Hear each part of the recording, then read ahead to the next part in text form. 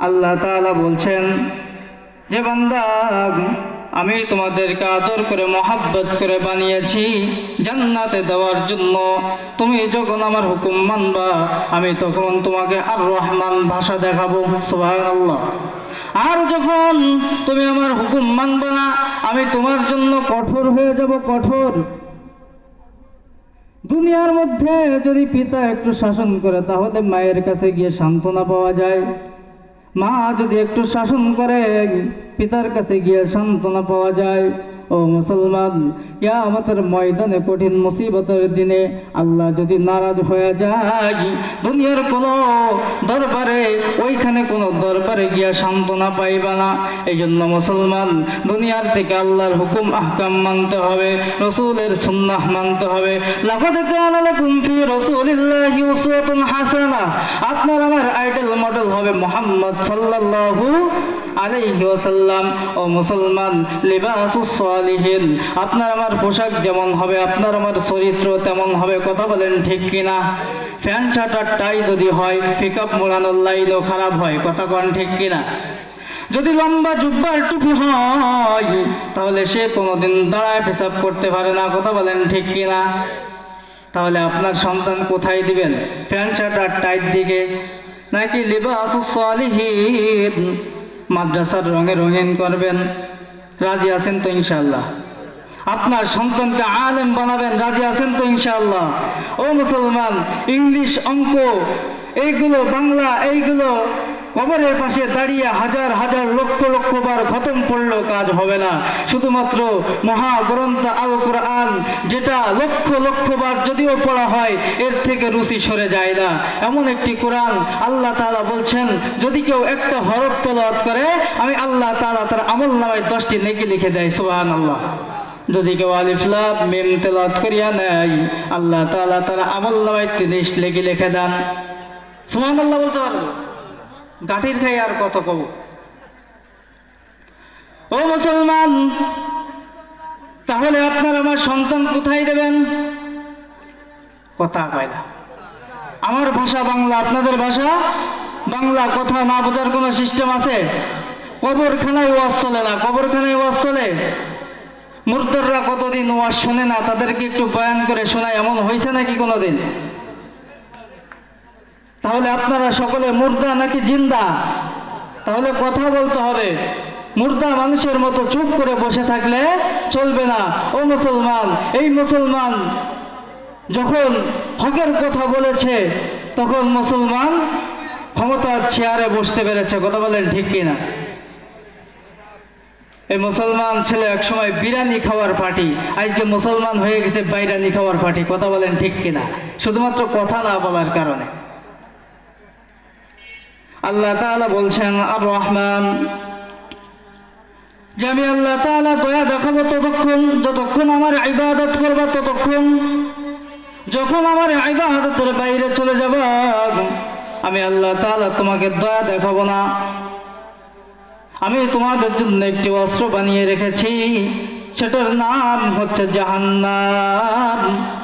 আর তুমি বান্দা যদি ওই জাহান্নামকে ভয় করো, তাহলে ইয়া আইয়ুহাল্লাযীনা আমানুত্তাকুল্লাহ, তাহলে আমি আল্লাহকে ভয় করা হয়ে যাবে।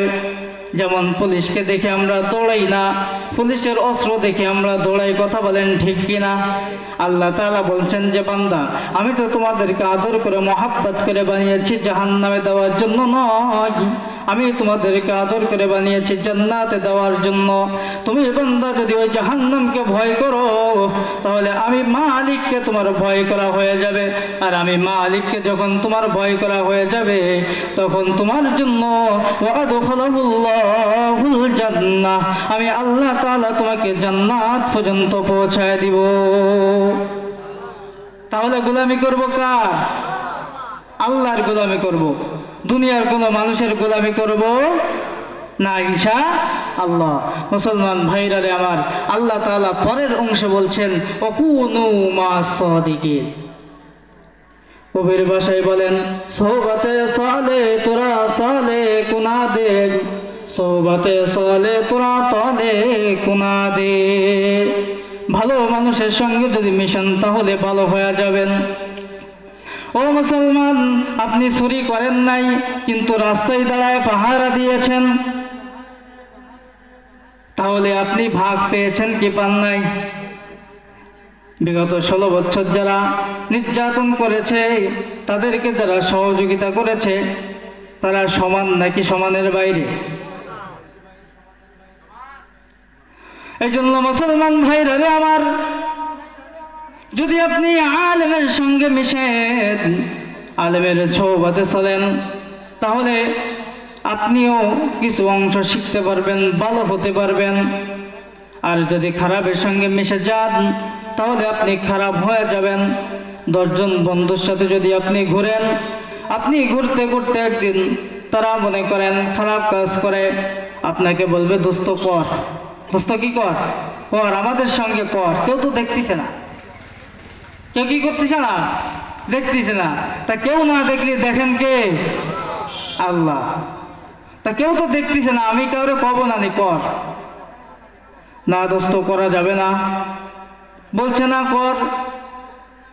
একদিন, 2 দিন, 3 দিন এরকম করে 10-15 দিন পরে কি আপনি না করে থাকতে পারবেন? যদি বলে আজকে থেকে তোর সাথে দোস্তগিরি থাকবে না, যদি তুই এটা না করিস।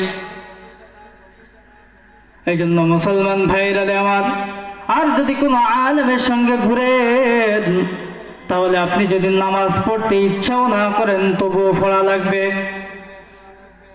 কেমনে? এখন আপনার সাথে 2 জন আলেম অথবা 2 জন মাদ্রাসার তলবে আলেম, তারা আজান হলে মসজিদের দিকে দৌড়াচ্ছে, আপনি একা কিভাবে দাঁড়ায় থাকবেন? নিজের বিবেকের কাছেও তো খারাপ লাগে। এই জন্য মুসলমান ভাইরা আমার, অকুনু মা'আস সাদিকিন, আল্লাহর ঘোষণা, সৎ লোকদের সাথী হয়ে যাও। তাহলে সৎ লোক কারা, সচ্চা লোক কারা চিনতে হবে কি হবে না?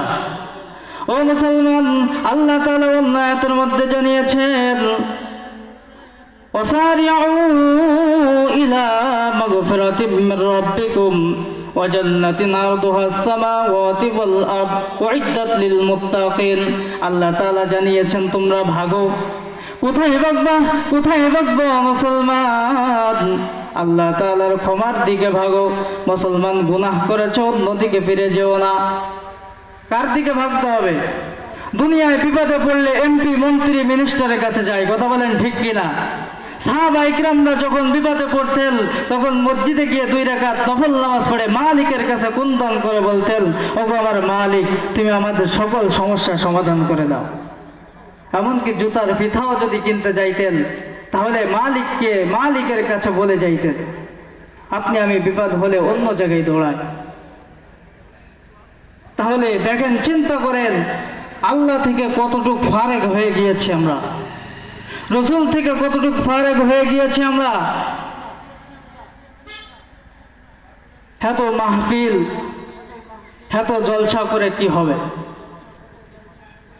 ওয়াজ তো বেশি লাগে না।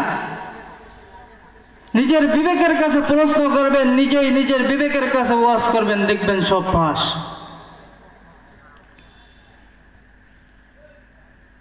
মুসলমান ভাইরা রে আমার, খাজা কুতুবউদ্দিন বখতিয়ার কাকি রহমাতুল্লাহ আলাই, যার নামে এখনো পর্যন্ত দিল্লির মিনার দাঁড়ায় আছে, আওয়াজ দিয়ে বলেন না আল্লাহু আকবার। আরো জোরে আওয়াজ দিয়ে বলেন না আল্লাহু আকবার। খাজা কুতুবউদ্দিন বখতিয়ার কাকি রহমাতুল্লাহ আলাই, তিনি ওসিয়ত করে গেলেন, আমার মৃত্যুর পরে যাকে তাকে দিয়া জানাজা পড়াইবা না। আমার মৃত্যুর পরে এমন একটা ব্যক্তি দিয়া জানাজা পড়াইবা। 4টা শর্ত দিয়া গেলেন।